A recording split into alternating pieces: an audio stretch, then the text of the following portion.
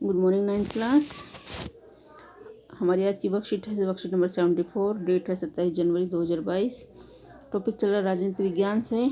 कल हमने 26 जनवरी को हमने रिपब्लिक डे गणतंत्र दिवस सेलिब्रेट किया।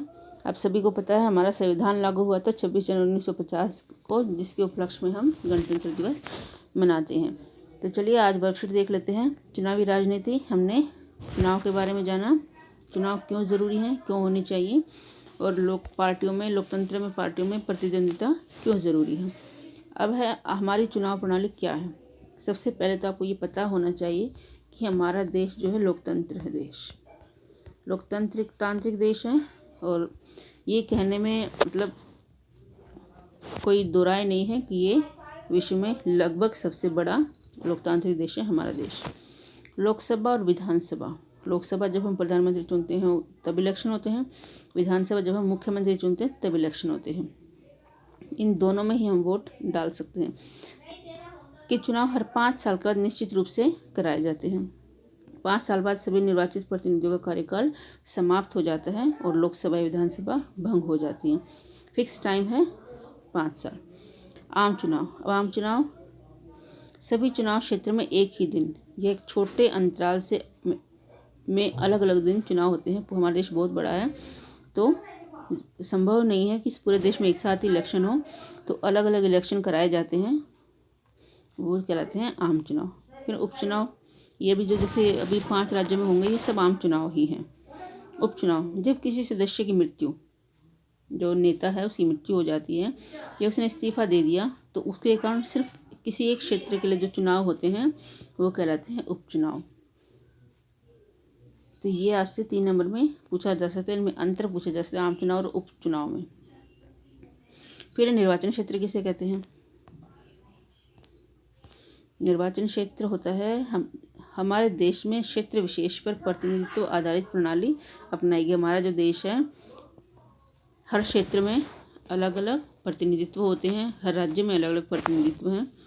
चुनाव के उद्देश्य से देश को विभिन्न क्षेत्रों में बांटा जाए, क्योंकि देश बहुत बड़ा है तो बहुत सारे क्षेत्रों में बांटा गया है। इन्हीं क्षेत्रों को निर्वाचन क्षेत्र कहा जाता है। जहाँ पर उस क्षेत्र के लोग वोट डालते हैं वो उस क्षेत्र का निर्वाचन क्षेत्र कहा जाता है। जैसे यहाँ खजूरी का जो निर्वाचन क्षेत्र है, हमारे स्कूल में वोट पड़ती है ना, वैसे इसको करावल नगर विधानसभा क्षेत्र के नाम से हम जानते हैं। तो करावल नगर जो है वो निर्वाचन क्षेत्र है। इसी क्षेत्र में रहने वाले मतदाता एक प्रतिनिधि का चुनाव करते हैं।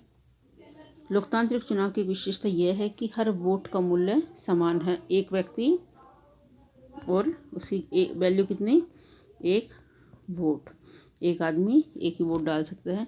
इसीलिए वो जो इंक है वो लगाए जाते हैं ताकि दोबारा से वोट ना डाल सकें। यही कारण है कि हमारे संविधान में यह व्यवस्था है।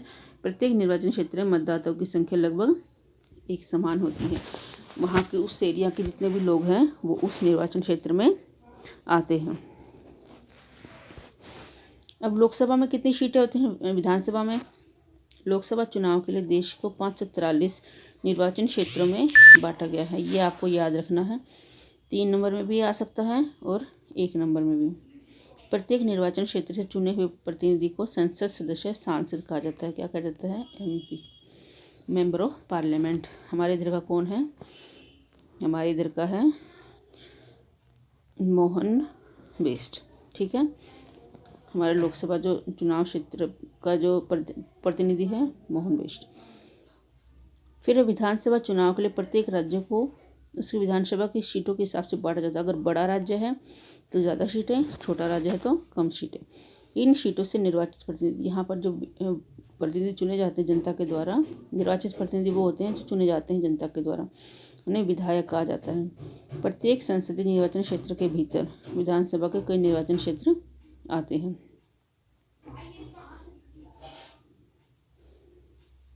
फिर है पंचायत और नगरपालिका। पंचायत गांव में होती है, नगरपालिका शहरों में। चुनाव के लिए प्रत्येक पंचायत को कई वार्डों में बांटा जाता है, छोटे छोटे वार्डों में जो निर्वाचन क्षेत्रों की तरह हैं। उस वार्ड में 18 साल से ऊपर जितने भी स्त्री पुरुष है जिसका वोटर ID कार्ड बना होता है वो वोट डाल सकते हैं। प्रत्येक वार्ड से पंचायत या नगरपालिका के लिए एक सदस्य का चुनाव होता है। तो ये हमारी चुनाव प्रणाली है। ये जो है ये हमारी चुनाव प्रणाली है हमारे देश की। लोकसभा, विधानसभा, पंचायत और नगर पालिका। ठीक है। फिर एक राज्यसभा है जिसमें हम लोग प्रत्यक्ष रूप से वोट नहीं डालते, वहाँ पर वोट वो डालते हैं जो लोकसभा इलेक्शन में जीतकर, विधानसभा इलेक्शन में जीतकर हर स्टेट के कुछ लोग वहाँ पर पहुँच जाते हैं, वो लोग राज्यसभा के में वोट डालते हैं। और राज्यसभा के लिए हम लोग वोट नहीं डालते। हम किसके लिए वोट डालते हैं? हम सिर्फ लोकसभा, विधानसभा, पंचायत, नगर पालिका के चुनाव के लिए ही वोट डालते हैं। कई बार इन निर्वाचन क्षेत्रों को सीट कहा जाता है क्योंकि हर क्षेत्र संसद या विधानसभा की सीट का प्रतिनिधित्व करता है। कई बार इसको हम सीट भी बोल देते हैं। आरक्षित निर्वाचन क्षेत्र।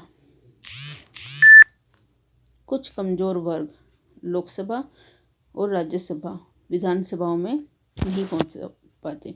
कुछ जो कमज़ोर वर्ग हैं, जो जैसे जो लोअर क्लास से बिलोंग करते हैं, मतलब SC ST से बिलोंग करते हैं, शेड्यूल्ड कास्ट से बिलोंग करते हैं, अनुसूचित जाति या अनुसूचित जनजाति, ये महिलाएं इनसे संबंधित हैं, वो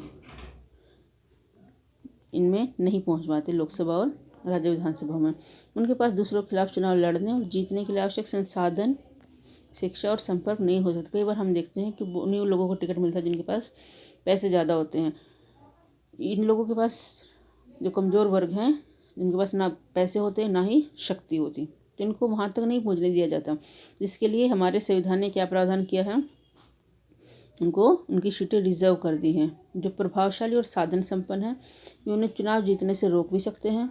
यदि ऐसा होता है तो हमारी संसद और विधानसभा में हमारी जनसंख्या के बड़े वर्ग की आवाज़ नहीं पहुंच पाएगी।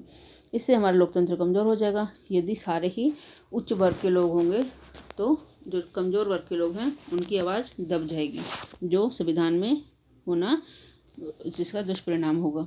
इसलिए कुछ निर्वाचन क्षेत्र उन लोगों के लिए आरक्षित हैं जो अनुसूचित जाति और अनुसूचित जनजाति से संबंधित हैं।